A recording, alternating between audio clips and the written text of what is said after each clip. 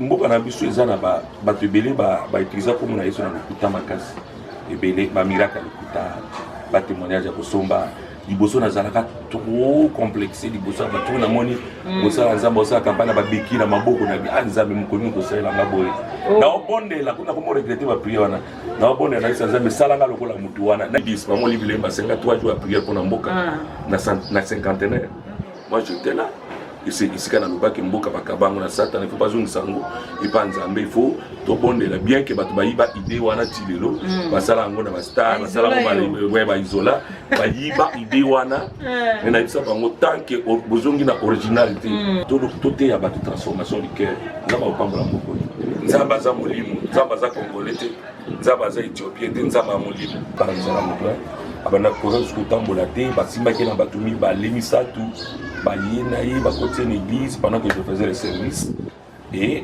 na priaki mpona ye donc tokomoluka kaka tomona loboko ya nzambe moto akoso te bato ya moto bazokota sikoyo na poto parce que epa na bino awa mais nzambe azuta wapi nzambe auta wapi nzambe auta na poto te jésus auta wapi jésus auta na poto jésus auta baapôtre tu bazalaki bamindele ti bato Maman Yvonne na micro la lelo poza ba curieux na ba curieuse ebele ya komi tuna lelo to koyamba nani to so na nini mituna na biso ba curieux ezanga jamais biyano na micro ya Maman Yvonne toza bongona apôtre Ephraim Dieudonné pa uti Mikela Libanda mais ndenge to ko ba boye toza na plateau to pesa ina ndombote apôtre mbote na yo. Bonjour Maman Yvonne kona pambola yo kona pambola bande ko bola na biso. Merci beaucoup. Ngandimi lipamboli nanga na pesa ikombo apôtre Ephraim Dieudonné na habité yo moko pesa ba mokombo peut-être moi mususa obasizali.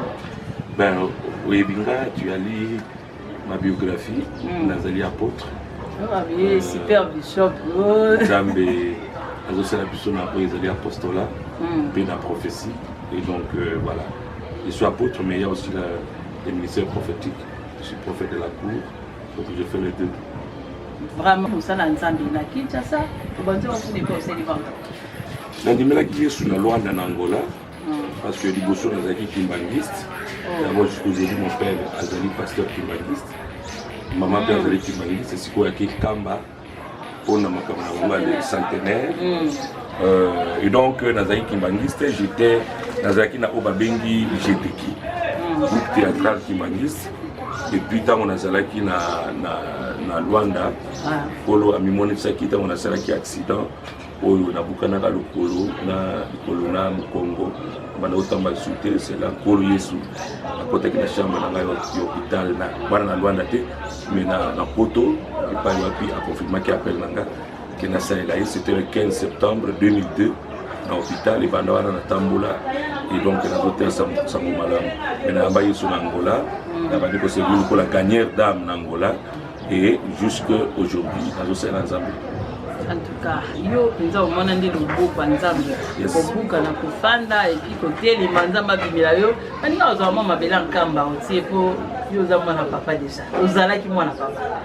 Bon na toute ma vie hein, depuis ma naissance banda ita mbota mananga nazaika kimbangiste donc na âge je crois à 2 ans né appel au mangana l'église évangélique il y a réveil mais pratique ma bela kambana tout ça là attaque kimbangiste autant on a combo na Yesu j'utilise le nom de Jésus là aussi la combo na Yesu et donc voilà voilà ces équipes passage aux amalingaki na les cas par rapport aux équipes parents na ba osambela kuma apôtre Dieudonné Ephraim alanga bongo mituna na biso eza mwa mingi papa yebisa biso yo za apôtre oza pe na ministère prophétique ne mutu koloba wana est-ce que makambo yo koloba wana eza na biblia ke sangisa ndenge lolongo sangisi wana to lolenge nini.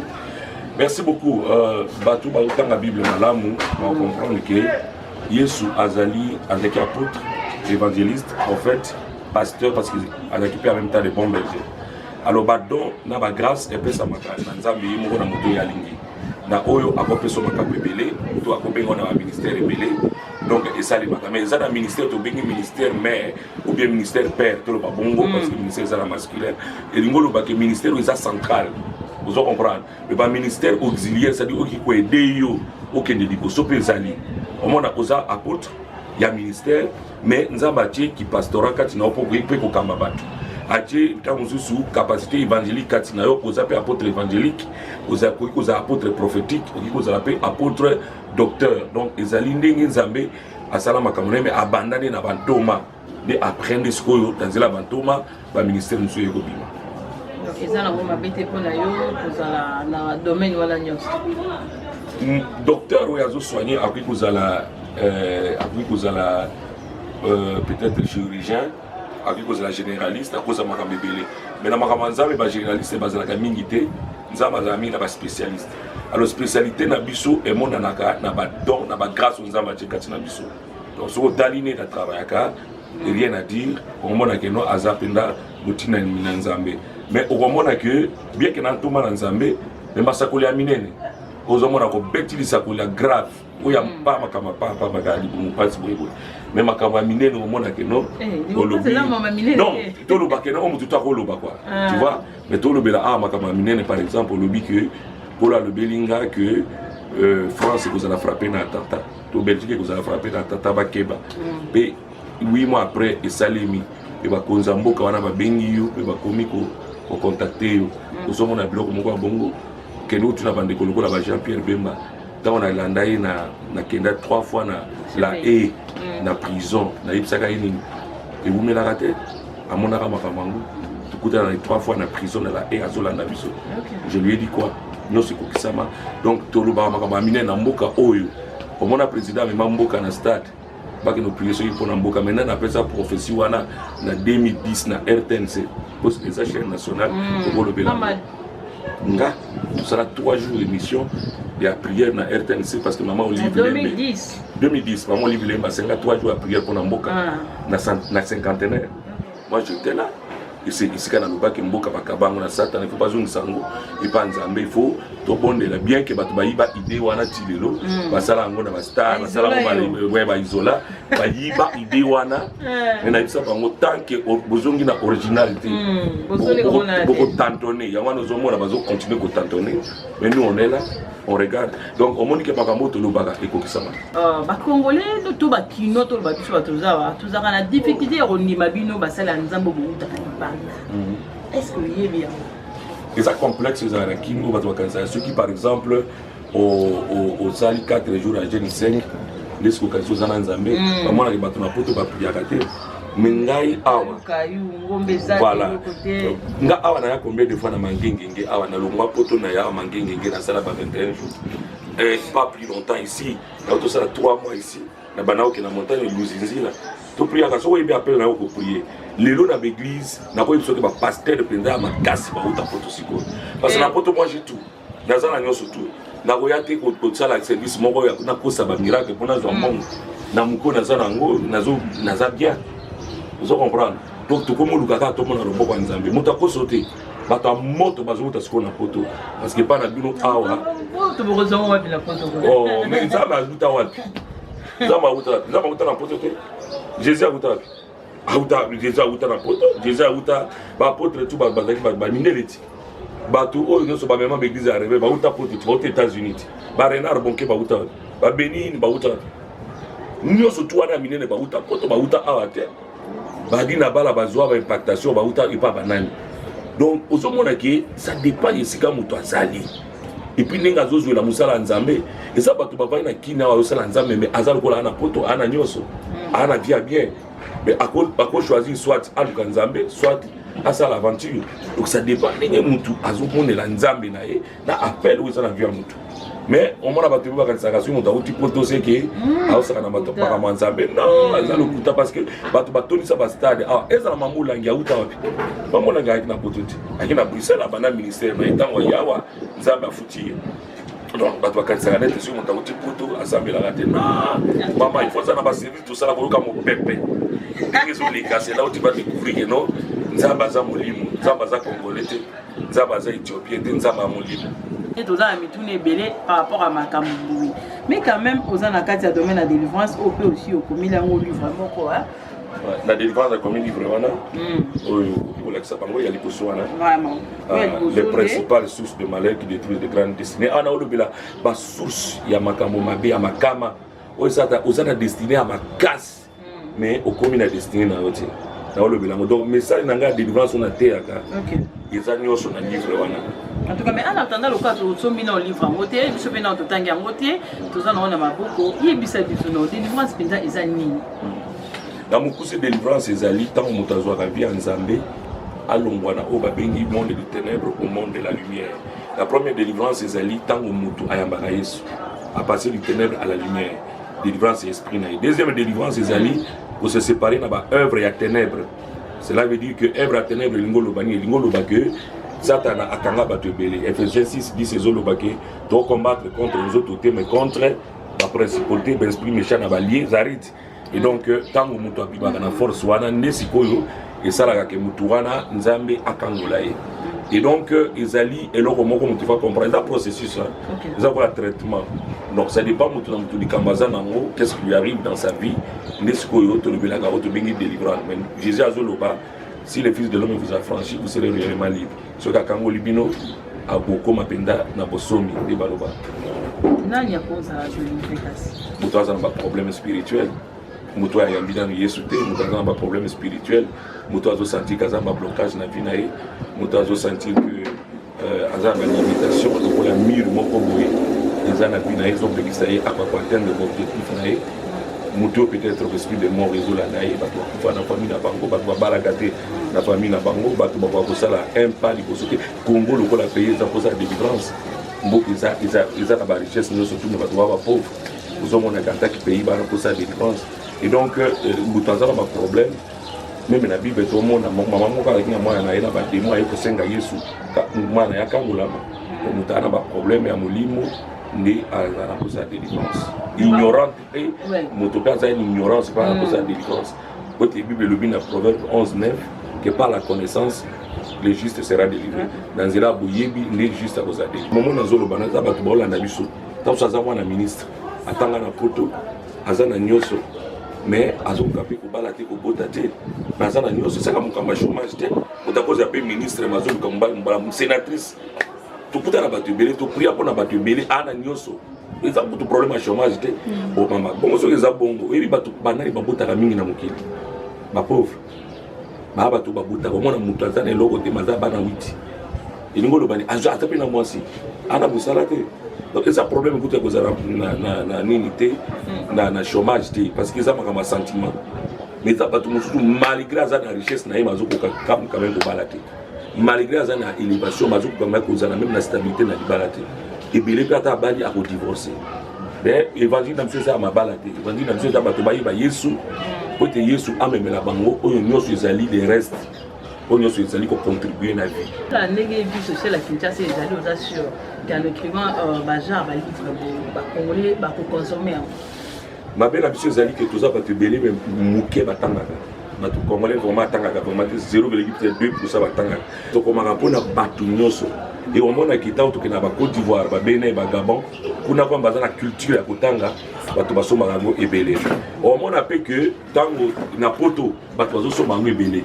Parce que na bataille de confinement au bateau bataille ba livre casse bateau bazu yango ebele bazo soutenir biso donc to comme rapport na bateau nyoso même na Kinshasa bateau ebele bazo awana na basto ebele misili cela veut dire que ils ont ba classe moko boye oyo batangaka moi même je suis un grand lecteur na tanga auteur mususu ça dépend mutu na mutu ne raza ko se ressourcer net auteur mingi Kinshasa ou na tanga mingi beni na tanga ba livre na mingi parce que aza américain Adam a appelé à Kinshasa, j'attends un livre na Emingi parce que le sur l'onction, parce que pas passer congolais belé va combattre, donc c'est ça le problème.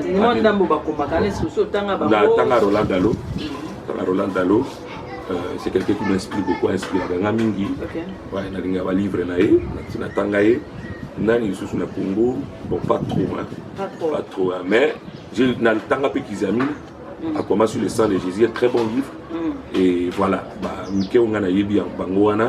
mais la poto n'a pas d'auteur, n'a même auteur à auteur à Bokina, n'a Barack Obama, n'a Sarkozy, parce que n'a pas politique ming, donc n'a pas Batu Oyo, transformer ba vie nanga ba John Lewis ba auteur a minene mais na ba livre belé écrit sur aucune bibliothèque nanga na photo au kama même awa surtout quand na chambre nanga mon bibliothèque nanga au kuta ba livre belé parce que je passe mon temps awa na place où nous tozali na balcon non na place où ba ilonga nzambe eza na on attend autant ba livre jusqu'à pour okenda quand même classe pour ba passer ba kina ba classe mingi ero yeka ngomba na ngomba na motifaza organiser zaninga na yebi que na ola peut-être na 0 heure na consiste na obana appliquer nanga na 5 heures na reçoit peut-être petit déjeuner nanga na RTL OK mais na yebi que RTL na yambaka na yambi binobo voilà pourquoi j'avais insisté que au ya RTL et puis je vais te féliciter vous appelez peut-être mon premier congolais ou le PCR à respecter. Merci. Et Nazalaka vraiment choqué dans le monde que Congolais a respecté la RT.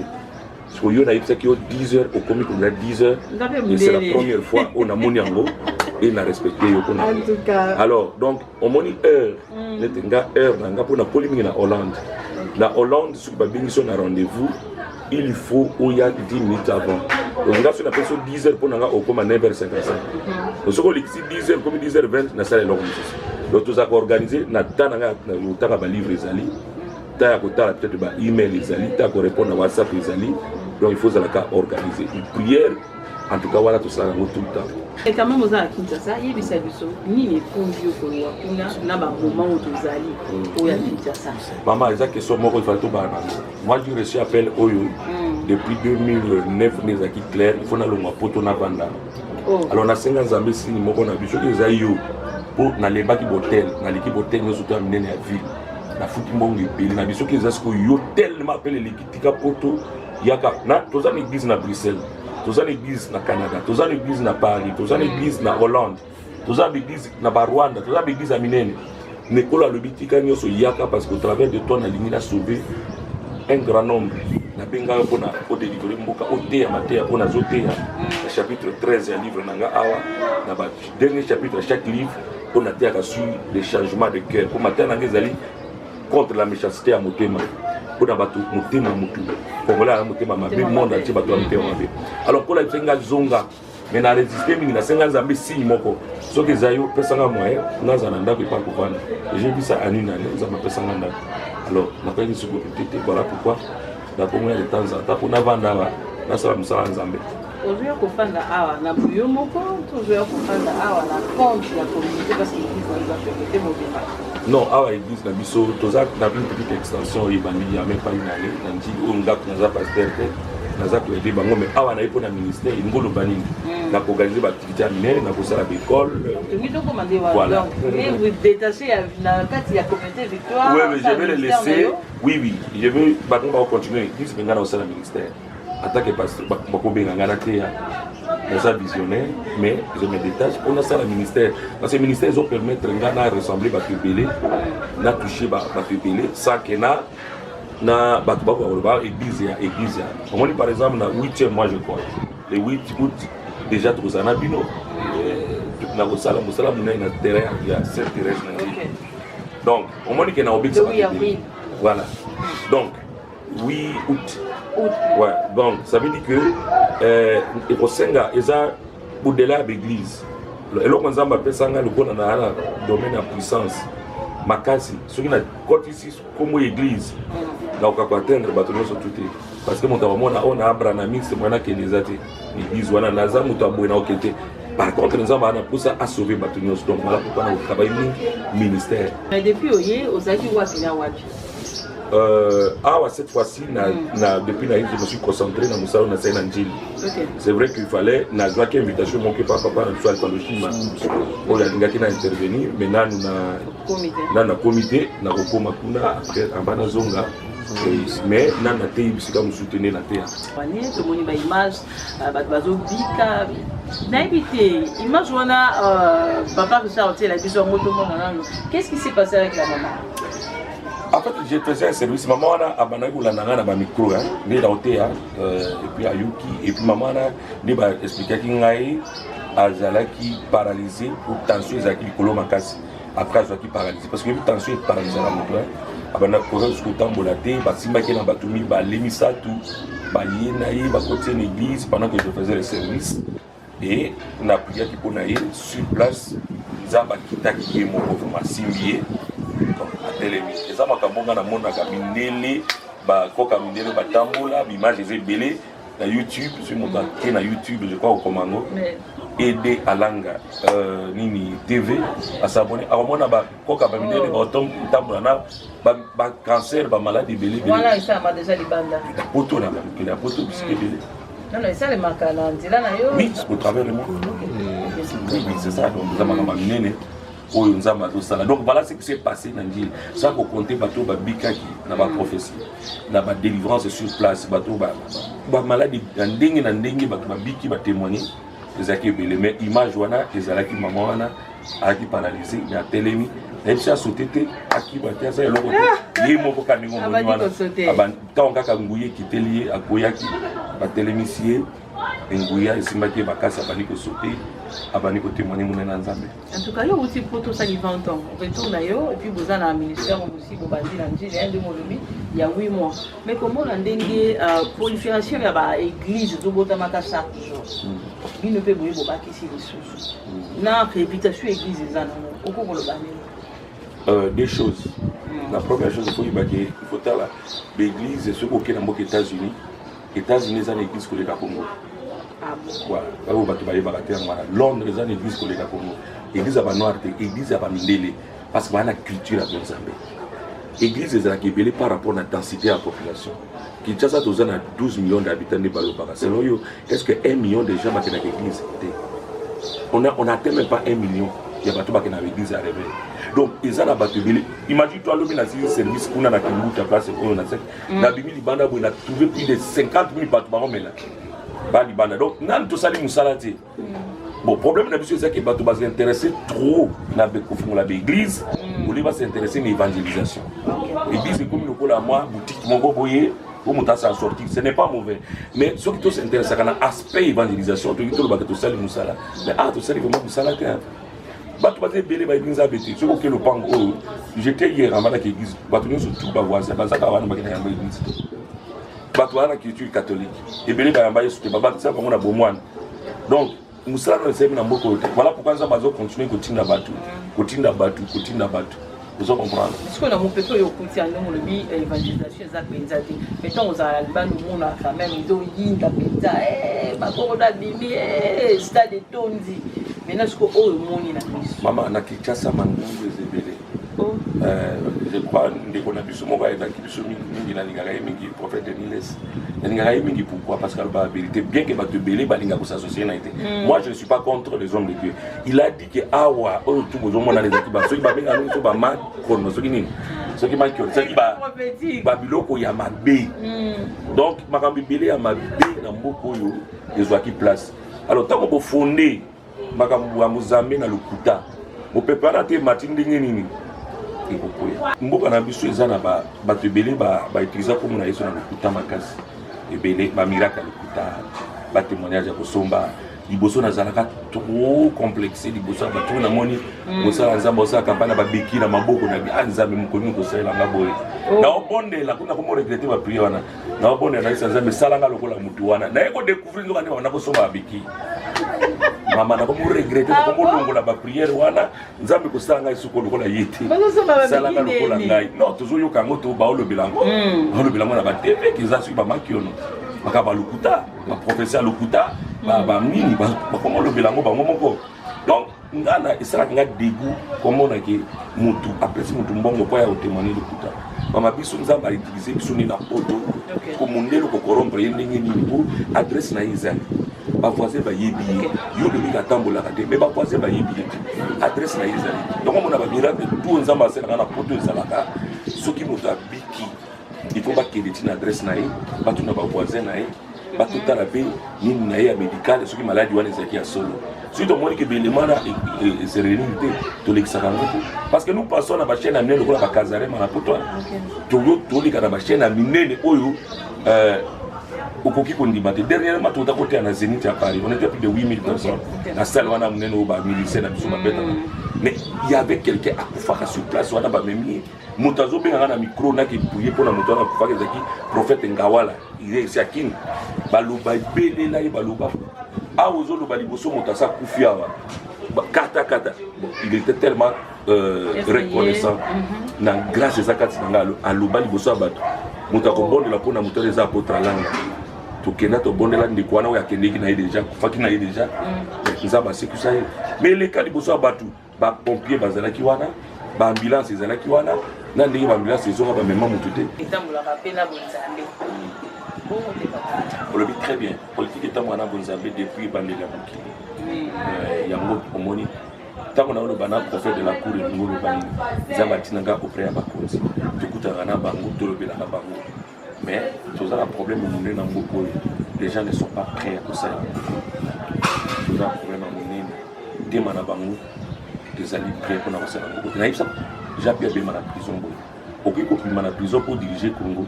Nous avons appris ça pour l'électricité, mais nous avons appris ça un serviteur. Nous avons appris il y a un serviteur de Dieu pour nous bota au. Et là, on a un jour à côté de Marianne. Est-ce qu'il y a un mouton parce qu'on vit dans la volonté? Tout ça, le président a bien si cool. C'est toute la vérité. Le président a un Zambé. Le problème est Zanine. À côté de bota au bazar prêté pour nous la boulamme pour nous boka. Bible zolo bakane chika Bible zolo bak FCC kakati. Congolais mo bazama biba ko kuma voiture nzela. Ba créer ba embouteillage. Ba oyi ba bato ba FCC. Congolais a monté mama bien ngi bonera moninga te mama. Yango bato te message na biso lelo na MT va passer le prospérité et comme ma bato prospérité te. Même ba délivrance oyo ezo bato bazo zo délivrance ba obikate ba mona le bon nzambe te comité me amabe. Dozongi la message tout est un message on a yé nango oya contre la méchanceté. Tout est à la transformation du cœur. Merci beaucoup. Ezaki mukwe twaki na lelo lokola ba curieux na ba curieuse ba komela kabiso. Tozaki bongo na pasteur Dieudonné et Alanga, pasteur Dieudonné et Alanga. Ephraim au Belgique, il y a zappé na Moussa Mouna Sala na Kinshasa. En attendant ça, papa, ba mona yo wapi. Voilà, ba numéro nanga yangwana, bato balingo komanga na WhatsApp, numéro nanga Belgique yangwana, bato balingo komela ngobenga nga direct, numéro nanga ya Airtel yangwana, et puis naza na Facebook, et puis na invité bande konyo surtout oyo akolanda biso ake na YouTube, to fungoli chaîne moko Yasika et .2 Alanga TV, va s'abonner parce que je tout bando chat bloc et belé kuna parce qu'il besoin bando chatter, to la chaîne na munene la kina ba belé ba olanda me ba pirata biso, biloko to ekenda, to bande les soit zéro. Donc nzambe akosunga bango. Donc motalinga bengaka abenga je crois ba oyambaye et puis sur la pour sa prière, to prier pour naé pour la sala grâce. Tout comme déjà na suka. Bon peut être que nous construire ça autonomie awa et ba nzambe ba revenir en ligne na ba mi na obiso to yena ngona ba réponse na yo. D'abord merci parce que yo motoluki là. Les alliés marque ya respect et ya considération. Merci na bandeko bazo filmer biso.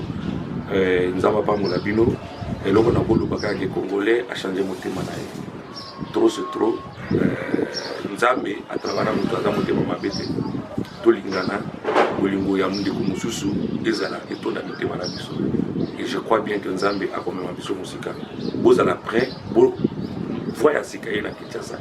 Mo pepe sikaye na Kinshasa to yebana peto komesana. Merci beaucoup. Merci beaucoup. Tozali quand même honoré na pasteur Ephraim Dieudonné Alanga oyo awutaki mikila libanda aza awa na msala munene ndenga lobi aza na nchini sika babandi déjà ça fait 8 mois mais so bengi na ba numéro wana okozwa papa peut-être otika na mituna mibale misatu maman il faut retourner boye na tunité oui télévision zangunga biso to suki awa. Merci na Richard pourquoi zaki simabilili, merci na assistance ya papa Gaston, merci na équipe technique Mobimando nos télévisions DTCR c'est Diakani donc ngana bino to kabani to kutani mbala sima.